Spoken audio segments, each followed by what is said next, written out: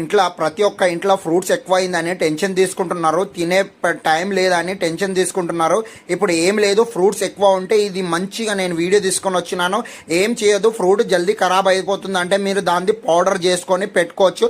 1 year వరకు మనకి storage ఉంటుంది. ఈ వీడియోని మొత్తం మంచిగా చూడండి. ఏం లేదు, మనం వాటర్ మిలన్ కానీ మన మన ఆరెంజ్ కానీ పైనాపిల్ కానీ ఏ ఫ్రూట్ ఉన్నా మనం దాన్ని జ్యూస్ చేసిన తర్వాత సగం లెమన్ దాంట్లో వేసుకున్న తర్వాత ఎంత జ్యూస్ ఉంది అంత షుగర్ వేసిన తర్వాత మళ్ళీ ఎండలా కాకుండా 3 to 4 days పెడితే మొత్తం హార్డ్ అయిపోతుంది.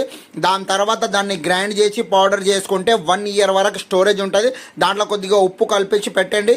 దాని తర్వాత ఎవరైనా వస్తే కోల్డ్ డ్రింక్ తాగిపియకండి ప్లీజ్. ఇదే డ్రింక్ మీరు ఒక్క మన గిలాసులో కలిపి తాగిపిస్తే చాలు, చాలా మంచి డ్రింక్ తయారవుతుంది. ఈ వీడియోని చాలా షేర్ చేయండి, ఎందుకంటే ఫ్రూట్ వేస్ట్ కాకుండా పెట్టేది ఉంది.